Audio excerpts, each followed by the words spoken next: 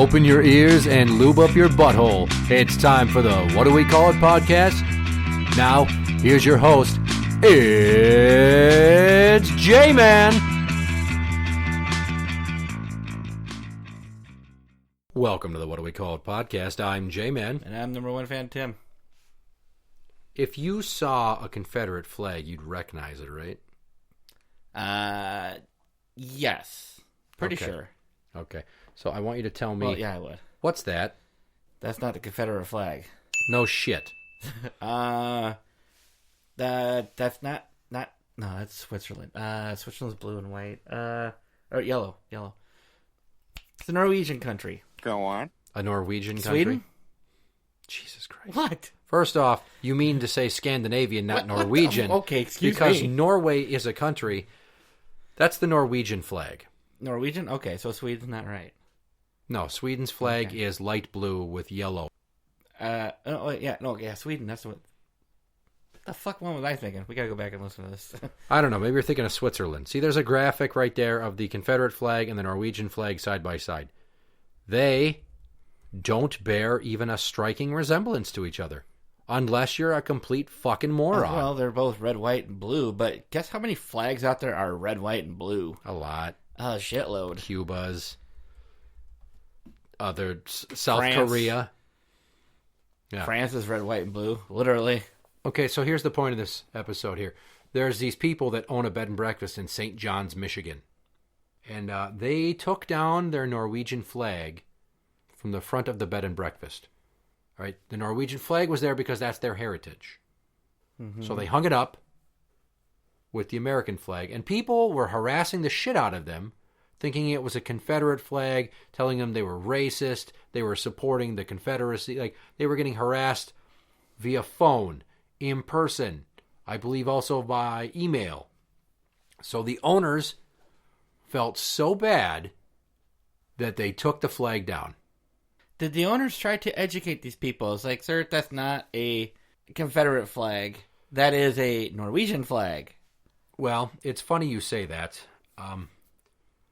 I, after listening to this interview with a Princeton professor by the name of Robert George, is like there's a lot of misconception with people where in this day and age with outrage culture, they see something, they perceive it one way, and instead of fact-checking, they just flip the fuck out for whatever reason.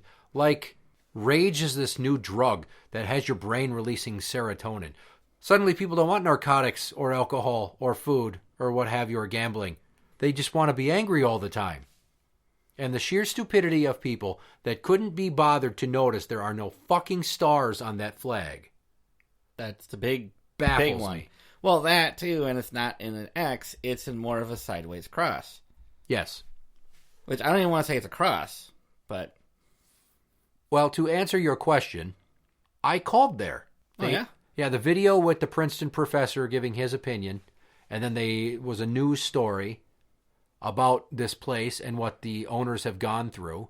And I think they wanted to have that news story, obviously, to bring light to the issue of the mix-up and then give them a chance to kind of air stupidity. Their story to the owners Yeah. to say, hey, that's not what's going on here. And people went so far as to start alleging that the house itself that they purchased was built by some Confederate general, which is not the fucking case. I was going to say, Lodge, there's a brick under says 1956. So the owners, when I called them, I first said, hello, I'm calling you from a suburb of Minneapolis. He's like, oh, what can I do for you? I'm like, well, are you the owner? Yeah. I could hear the apprehension in his voice. Like, what kind of dipshit's going to yell at me now? I said, I just wanted you to know that I saw you on the internet. I saw a news story all about what you're going through with your Norwegian flag, and I wanted to call you to offer you my support. He's like, oh, thank you. I'm like, here's the deal.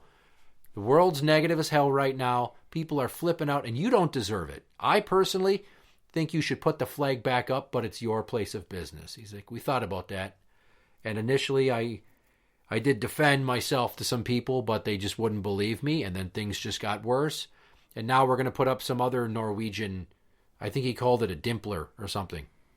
People put it outside their homes in Norway to show their lineage. So he's going to go to that.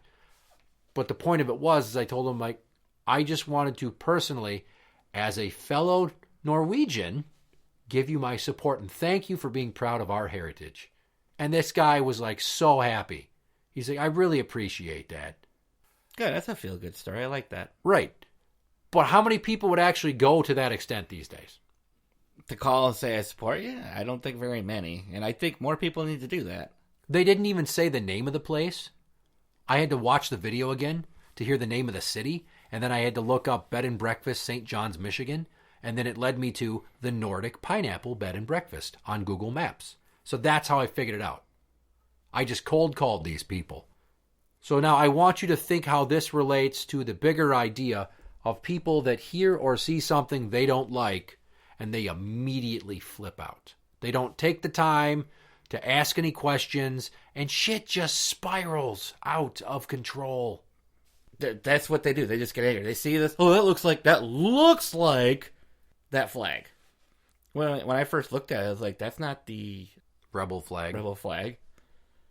It's not necessarily outrage, but this level of like instant decisiveness. Oh, I see that. I don't like it. I'm not going to bother to ask a question. You know, there's times where that carelessness and misunderstanding can become dangerous. And I think the most prominent case in America would be what happened with the West Memphis 3. I'll refresh you. It was the town of West Memphis. It was the early 90s. And there were some kids in the town that hung out together that wore like black T-shirts and listened to heavy metal, and they were outsiders. Well, some younger boys in the town went missing and their bodies were found in a pond. They were murdered. So the cops didn't bother to really do much of an investigation.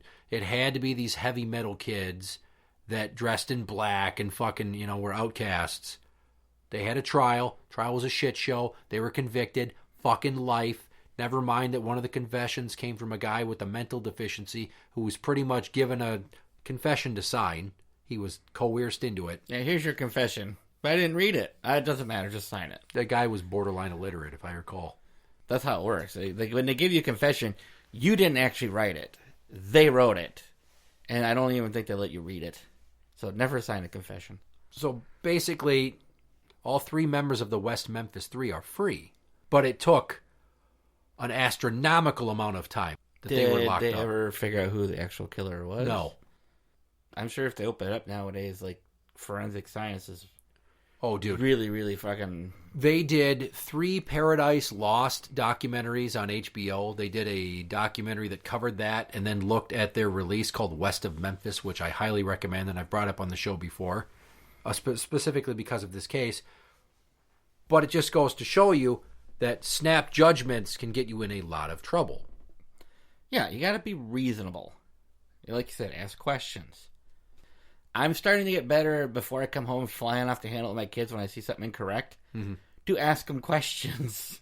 It saves a lot of trouble to just ask a couple of questions. Well, I can recall when we were at the splash pad last summer, and I'm running around with the kids in the water, obviously with my shirt off. Mm-hmm. Some guy sees my straight edge tattoo on my right pec. It's rather large. There's a set of brass knuckles, a banner that says straight edge, and a smaller part of the banner underneath that has 3 X's. He sees it. He's like, "Oh, is that? I think I know that. Is that like a punk rock thing?" And I told him. So now, how all of this relates to the current socio-political climate of the U.S. in the wake of the George Floyd death at the hands of MPD. We're in the middle of the whole COVID pandemic, and you had your protesters that were walking around, some peacefully, some rioting and looting, many of them wearing masks. Well, now there's a mask mandate. So it's funny that when Minneapolis was burning and getting looted, and then it spread to St. Paul, people saw everyone in a mask around the protests, and you start to instantly imagine that they're part of the Antifa movement. I'm not going to lie to you. If I saw people with their hoods up and a fucking bandana and sunglasses like they're trying to conceal their identity, I always would think they were up to no good. Antifa members typically wear all black. So if I just saw somebody with a black hoodie and blue jeans with a face mask on, I would think that's just another protest or whatever. I would start worrying when it's a idiot in skinny jeans wearing all black with a mask. I would start thinking that would be an Antifa member, possibly carrying some kind of a club. What if it's just a goth kid? Well, then they're in the wrong place at the wrong time, and that would actually be my assumption, is that they're Antifa. Because they look the part. Now, would I go up there and immediately start calling them an Antifa and start beating the shit out of them? No. Well, I don't wear a traditional mask. I wear a bandana. Just because I find that to be more comfortable for myself. And it basically checks a box off on these fucking assholes that are constantly like, if you don't wear a mask, you're killing people. We've already been through that shit. But if I would have walked into a store 6 months ago even, right, we're talking February 2020. If I would have walked into a store wearing a bandana to cover my face, I feel like somebody would have had an issue with it and spoken up to the store. Yeah, they would probably approach security. You know that. And all you would have had to say is, have you not heard about this coronavirus thing? I'm wearing this mask. But even if you would have been wearing a bandana of certain colors in certain parts of Minneapolis or St. Paul, that could have been perceived as gang affiliation. It could have been, but that's where questions come in handy. But then you've got the FBI, who had statistics of crimes committed, and any time it was committed by somebody that had a tattoo or insignia or clothing for Insane Clown Posse, a juggalo, they started to assume that it was a movement and not just a fan base, and that's how the FBI recklessly classified juggalos as a gang. And the group themselves have been fighting for years in the courts via appeals to get that designation stricken from the record. Because once again, just because a few people that like ICP are stupid pieces of shit and commit crimes, it doesn't mean that all juggalos are a gang just because they have matching clothing and insignia and tattoos. Like if you and I and 4 other people got together and we all got like a friendship tattoo in the same spot, like on our forearm, and people saw us hanging out at a bar, even if we'll go a step further, if you're wearing your vest, your motorcycle vest, and you have multiple people with the insignia on there, just you guys come up with a patch, not a 3-part rocker like a 1%er club. If people saw you guys all with matching tattoos and matching vests like that out somewhere, how fast do you think they would just assume you guys are a biker gang? Oh, almost immediately. So if somebody saw that and they judged that and they started fucking shouting at you guys, oh, get out of here, bikers. This is a family-friendly establishment. How pissed would you be, or what would you do? 2 questions. I'd be like, well, okay, this is a family establishment. It's like, I'm not here to cause any trouble. We're not a gang. But would you be upset right away, or would you simply just defend yourself with diplomatic conversation? My first thing would be to defend myself with diplomatic. I mean, because like I said, I'm not there to cause any trouble. I'm not going to get angry because somebody just misassumes that we're a gang or something. And if it continued and became an issue, I'd either one of 2 things. I'd either, fuck this, I'm going to leave. Or tell them, go fuck yourselves. If you got an issue, call the cops. The thing of it is imagine, just, they're not even 1 or 2 people saying it, but they chase you out of the establishment. They're like, get the fuck out of here, you. That would be a pretty anger-inducing type scenario. The way I am, the way my viewpoint is, I wouldn't be so much angry. I'd just be scared that I'm going to get the shit beat out of me. I'm not much of a fighter, you know that. Right. I try not to act tough on here. If I say I'm going to tell someone to go fuck themselves, I'd literally do this. Like, go fuck yourself, dude. But I'm not going to start swinging. That's the last thing I want to do. That's why I like either options are 1 of 2. Leave before it gets to that point. Or, hey, if you guys have a real issue, call the cops. They can come talk to us. I don't have an issue with it. But we're not here to cause trouble. We're not a gang. We're not rocking drugs, and we're not here, we're not getting drunk. I mean, half of us are armed, yeah, but, I mean... Well, that's why it's important to ask questions versus snapping to judgment and then fucking lashing out at somebody. How much misunderstanding and vitriol and negativity can be avoided? Now, I told the guy on the phone at the bed and breakfast in Michigan, why don't you just put a sign outside that says, this is a Norwegian flag? It's kind of something I mentioned to one of my coworkers in another department. It's like, why do we have to continually dumb everything down to the lowest common denominator? Because people don't have the time. They've been conditioned to have short attention spans. It's just bam, bam, bam, bam. Social media life now, where you get this instant gratification for everything. You want to hear any song ever? Google it. You want any food? Just call and have one of the food delivery services bring it to you. It's not even a matter of do they deliver. Someone will deliver it for them for a fee. You can get pretty much whatever you want. You want to see a redhead's tits? Google redhead tits. Well, the porn's always been that way. Not available at the click of a few buttons. Well, maybe not click a few buttons, but you just run to the video store really quick. So as life becomes more convenient, people's attention spans and willingness to seek out the answers gets less and less because they're fucking lazy because everything is done for them. And if I was this couple that owned this bed and breakfast, you can bet your ass that not only would I let them know it's a Norwegian flag, I would cuss them into the next life for being so stupid. And I would start snapping fucking pictures of people outside my establishment raising hell and putting them up on our website.